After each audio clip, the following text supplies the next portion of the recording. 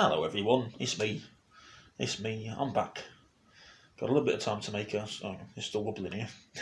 You're on my music stand, which isn't a very sturdy thing. I'm back, it's me. Thought I'd take a bit of time to do a little bit of a weekend vlog. It's Saturday today, it's the 17th of October. I'm actually getting confused now which month it is. I thought it was September all day yesterday. Because the months and days are just blending in now. I mean, like, this is my 8th month of self-isolation, so it's just sort of, it's not horrible, it could be worse, but they're just sort of a bit like Groundhog Day, to be honest. Anyway, yeah, I've been, because I've been locked in and can't really do much, really, I've been trying to avoid the news, and of course it's all COVID and doom and gloom, but I've I can't really avoid it these days. It's something if I go on YouTube, it's all up on there. Don't want it, but it's there. Go on Facebook, it's there. So I noticed all the tier 2, 3, whatever that stuff means. This week, obviously, the last few days, there's been a whole locking down of Wales, cutting Wales off from England, not letting, don't want, or the Welsh government don't want travellers from England coming into Wales. And I have to say, I saw, it made me chuckle, I saw a little snippet on the Sky News YouTube channel, which just popped up on my YouTube sort of, news feed. From I saw it last night, it's from the day before, and it was about the Wales sort of don't come in sort of stuff.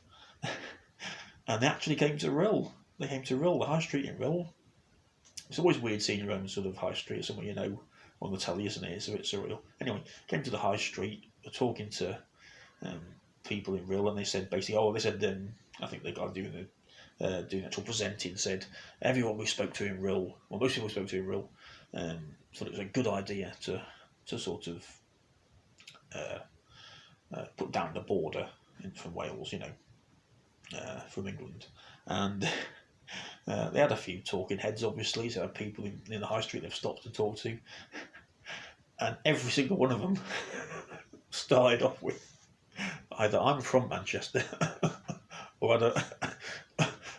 had a Mancunian accent, or said, had a Mancunian said "I'm from Manchester, my family lives in Manchester," or my daughter, whatever, and they can't come and see me now. And it just made me laugh, because I thought, to be honest, you're gonna be you're talking about a Wales lockdown, you want the Welsh perspective, and you've come to Rill, which is probably the least Welsh, one of the least Welsh places, Welsh places, you've got to come to for an opinion, because I've lived here all my adult life.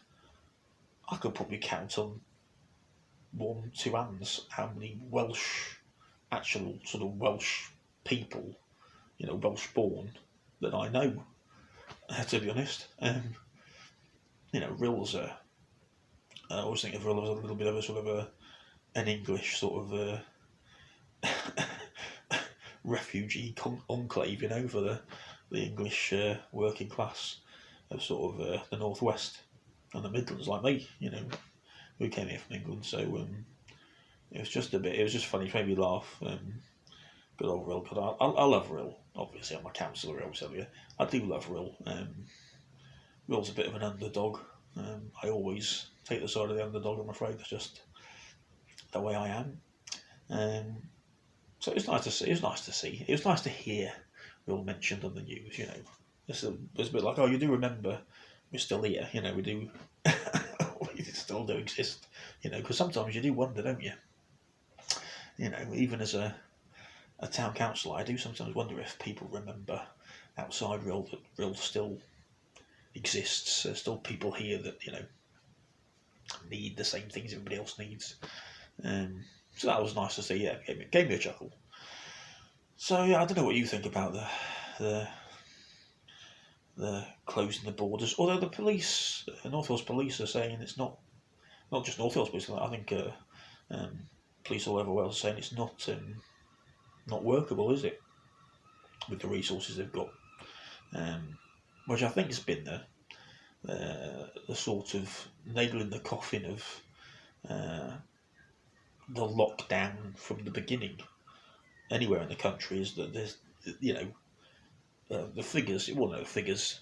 You've got, what was it, 20,000, 25,000 less police officers now than we had 10 years ago. And suddenly we want back in March, a nationwide lockdown, and now again a second wave sort of lockdown, tiers, whatever. Well, that's all well and good. Where's the police to enforce the lockdown? I have some dealings and knowledge of how it goes with the local police being a councillor. Police haven't got the resources to do the manpower. Person power. I'll get onto that in a minute. Person power. The subject in a minute. To enforce police this stuff, and you can't, even if they had it, you can't. The problem is you can't police by cracking heads, because that doesn't work. You have to police with consent of the public. So even if we had the numbers, would there be too many people who just won't play ball? I mean, it's a, and again, it's all out of the blue, isn't it? You know what I mean? We found out, didn't we, that Johnson and that lot were told by these sage scientists 3 weeks ago that we need a sort of a short lockdown for sort of 2 or 3 weeks, which they've now got in Northern Ireland, I believe. Again, we found out 3 weeks later because it was private advice. Well, why are Sage giving government private advice? Again, it's private. Why is it not public? Because now we're finding out 3 weeks later. Well, that's 3 weeks. That's 3 weeks. Well, more people have caught COVID, and obviously a percentage of those people are going to die.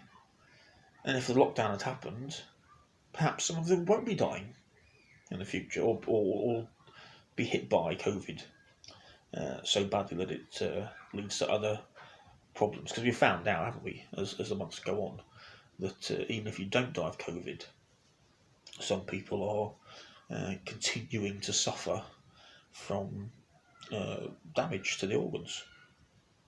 So, as usual, too little, too late. At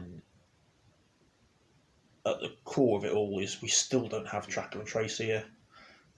Germany sorted it out within weeks. South Korea sorted it out within weeks. China managed to sort it out. Proper lockdowns, proper track and trace, within weeks. We're the UK. We're one of the wealthiest countries on the face of this planet. The G8, we're in the G8 because we are economically and in everything's one of the wealthiest, most powerful countries economically, militarily, whatever, in the world.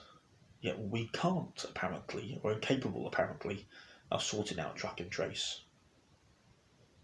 Does that add up for you? Doesn't add up for me.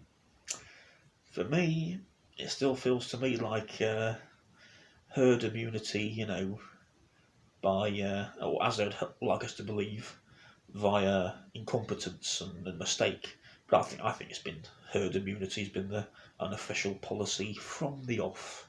To be honest, remember Dominic Cummings all the way back in March when they were talking about herd immunity and all that stuff, and they're talking about old people, with herd immunity. Of course, the problem is a certain proportion of people will just die, and obviously it's going to affect an older demographic more than a younger demographic. So hence the sort of horrific consequences in our care homes.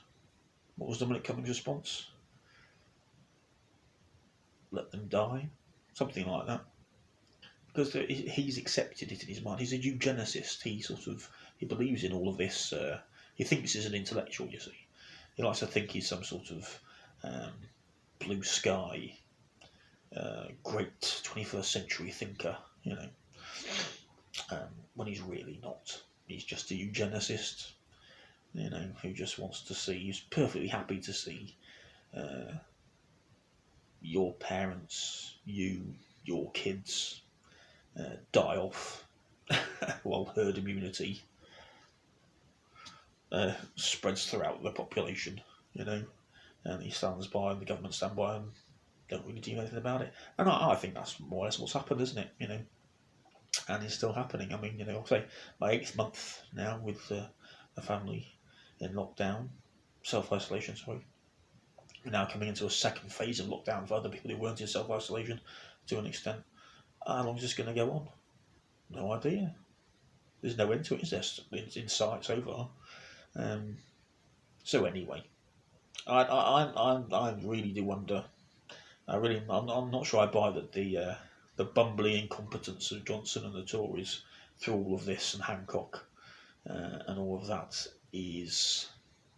can be taken at face value. I think it's been a bit of a useful, how can I put it? Bit of a useful act, perhaps, to sort of get what they wanted, which was herd immunity, I think, personally. Anyway, that's just my view. Please don't take offence. You're entitled to your own view, of course. You're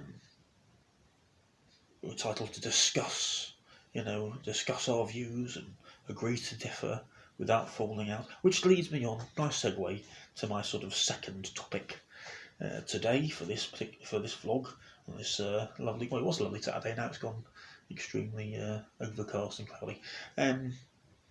Which is cancel culture. Cancel culture. Yeah, I follow, and I've always followed, always loved comedy. I love comedy. I love classic sitcoms, especially classic British sitcoms. I love stand-up. I'm a bit picky to be honest, but UK and US. I've loved. I'll move on to something else in a minute, which is sort of also quite. But I noticed that Bill Burr. I don't know if you're aware of Bill Burr. He's a US stand-up comedian, very well known, very famous. He had his first stint after years of doing. Decades of doing stand-up. His first stint over in the US as host of Saturday Night Live, which is, again, if you don't know, is a very long-running, very famous weekly comedy show over in the US, filmed live in front of a live studio audience and recorded as well, I think, parts of it. But anyway, he got his first go at being host for the whole show, I think this week just gone, and immediately it caused a bit of a Twitter storm after it was broadcast, because in his monologue, you get to do a monologue, so this is why they often get comedians to do the show. And I think Bill, I just watched it, talked about he talked about things he always talks about. He's quite famous and well loved because he doesn't, as he would put it, give in to not only the cancel culture, but also other people's sense of offence. He doesn't care about your offence, my offence. He just says what he says. And to be honest, in comedy, I think most people would agree, that's the way it's got to be, because there's always the off button, you can always turn it off, there's plenty of comedians I really don't like, mostly just because they're not funny. I mean, the job as a comedian is to be funny, surely. Comedians that bang on about political stuff like me, to the detriment of actual comedy, or let it seep into their comedy and what they should be doing as far as comedy, to the point where it's just, it's more of a political sort of speech on their, you know, from their point of view, wherever they are on the political spectrum. You've failed as a comic, surely. You've failed in your job, you know. Um, so, yeah, Bill doesn't do that. And Bill talks about politics. Or he talks about the sort of the effects or fallout of this sort of thing that's going off now, or that thing, or whatever. Not too much. He doesn't talk a lot about it, but he did talk in the monologue about cancel culture. I'm trying to remember now. He talked about how this is not me saying this. I'm just saying how how impressed he was, sarcastically of course, about how white women took over the woke movement that started in the US, which he's saying was started off as a movement to sort of from a black perspective, to say, look, we've been cut out of this, and cut out of that, we need our, where's our sort of equality and fair share, basically, of what everybody else has got. And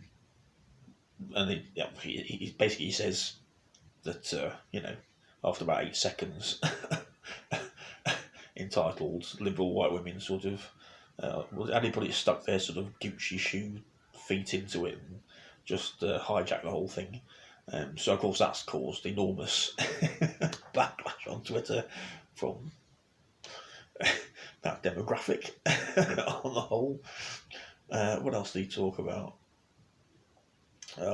Black History Month, the White Black History Month's in February, the shortest month of the year. All this, stuff a lot of people now, unfortunately, would deem too controversial. Anyway, I was watching it. I'm a 46-year-old man. Okay, I'm a 46-year-old white man. Whatever that excludes me from, or includes me in, or means, or doesn't mean, I don't know. I'm a 46-year-old white man, middle-aged man, who's lived on the breadline, economically, and sometimes under it, my entire life. My entire 46 years, I'm still in it. So I'm certainly not I've certainly not lived a comfortable life, to put it mildly, in sort of any sense, really. Any reason I'm sort of comfortable enough to do these videos is, well, I'm more comfortable in myself, but life's not easier than it's ever been. It's just as hard, actually. I'm still struggling to get anywhere, like hell. Anyway, so yeah, and it just made me think. I thought, well, how come I wasn't offended by any of that? I found some of it funny, some of it not as funny as other bit. I mean, that's comedy, If I didn't like it, I'd just turn it off. I thought, what is it that makes me think that wasn't offensive enough to jump on Twitter and start having a pop at Bill Burr and Saturday Night Live, and actually find it funny what he was saying, but someone else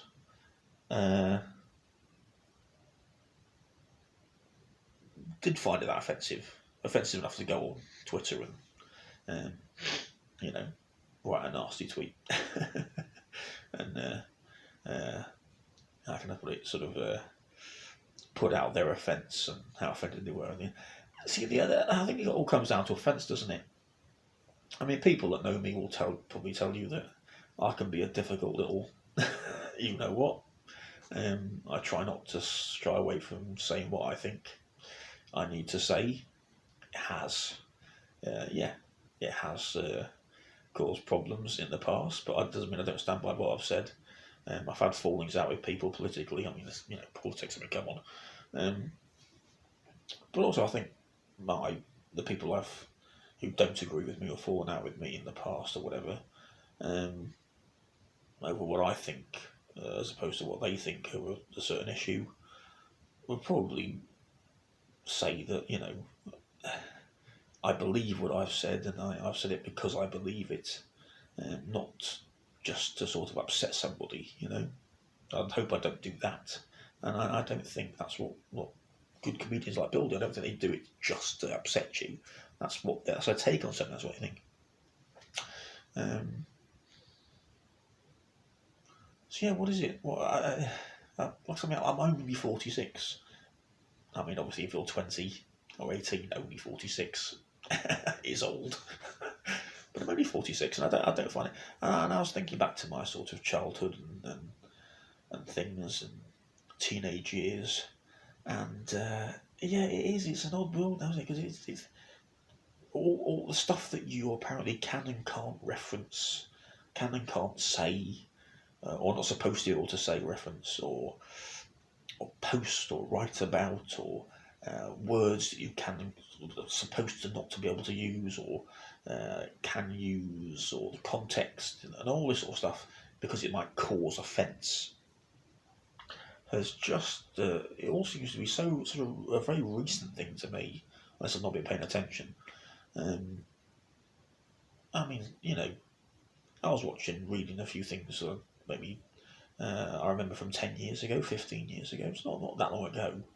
I'm thinking, if you said or wrote that or saw that now or did that sketch now or whatever, you'd be hauled all over social media by some people. But then I also think most people, like you and me, most people probably don't care and just don't actually haven't become involved in this sort of woke.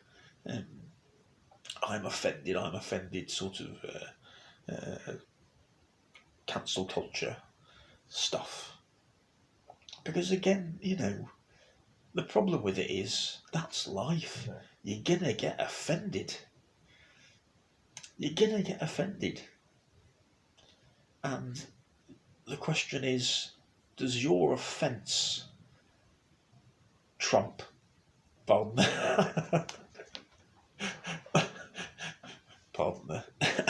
the use of the word, does your offence trump, or somebody's offence supersede another person's right to say something or think something or express something? Personally, I don't think so.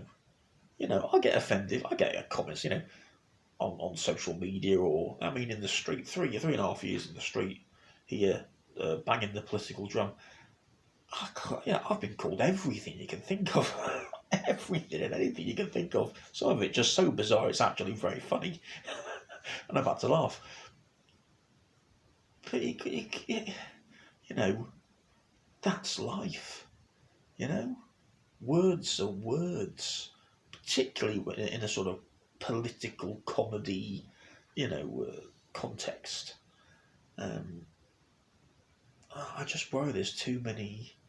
I hate to use the word snowflakes, or snowflake mentality. I should probably say. Is just. I hope it's not as big as it seems to be sometimes. But if you're the sort of person who gets offended by absolutely every sort of word that someone uses that you just don't like even hearing or reading or seeing, or talks about a subject that you immediately like, oh, this is what they're going to say. I'm immediately sort of tensed for offence. You're not going to get very far in life, are you? I don't mean to be funny. How do you operate in life? How do these people operate in life? I mean, in work, in social situations, do they just only hang around with and only sort of talk to or with other extremely woke, snowflakey people? I I can't imagine a worse hell to be put. To be honest, I can't imagine a worse hell than living like that, thinking like that, being like that. We have to watch every single word you say, and of course it's a nonsense because you can't. It's impossible to watch every single word you say. Because people misspeak. People don't choose the right words when they're thinking here, trying to get it out of you. When they're expressing themselves, it's a unattainable, silly nonsense. Because of course, what you end up doing is saying nothing out of fear.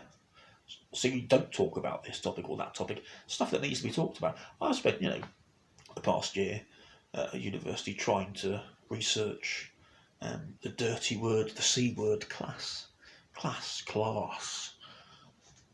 a word that you're not supposed to really utter or mention anymore in this country, but of course is now and always has been probably the central dividing line between people in this country and abroad. What class you are, what class you are, you consider yourself to be, how you were brought up, how your parents were brought up, worked, lived their lives, your family. It's right at the centre of everything. But of course, you're not supposed to bring it up because it's divisive. Even talking about it, mentioning it, it's divisive. Let alone researching it and trying to actually put it all out there. It's a strange world, isn't it? It's a really strange world. And of course, where we've ended up is we've got fantastic things going on which have needed to go on, which should have been addressed decades ago, which is, for want of a better term, I'll use these terms, consideration of BAME issues, consideration of LGBT issues, all this sort of stuff. I'm very sort of hot on that within the Labour Party, which I was in, and all that sort of stuff. Fantastic. Very hot on sort of 50% women, or 50% women shortlists, all women shortlists, all this sort of stuff, to give people, those demographics, a leg up when they weren't getting a leg up for decades, when there was a disparity, inequality. Of course, do that. But of course, the elephant in the room is, where's the leg up for the C words, the WCs, the working class, the what the right-wing media term the underclass, the people that live on, all the people that live on Benefit Street. Where's their special consideration, particularly within Labour, which is supposed to be a Labour working class movement? Of course, we know isn't. I mean, it couldn't be any further removed from a working class. Hence the news that Unite and other unions are reducing their funding now.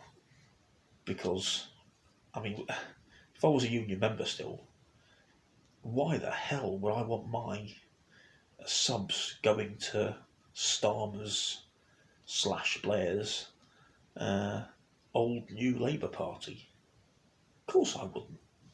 They couldn't give a flying about me. Hence, I'm not a member of the Labour Party anymore.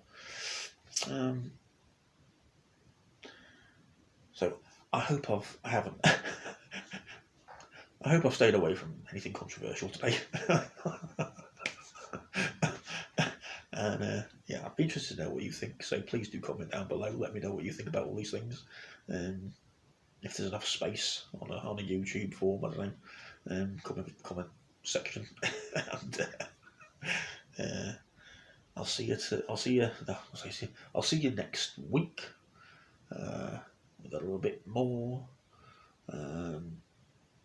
possibly less controversial, possibly more controversial. I don't know, because I just sit here and say whatever comes out of my addled, tired old brain. So take care for now, chat for now, and stay safe.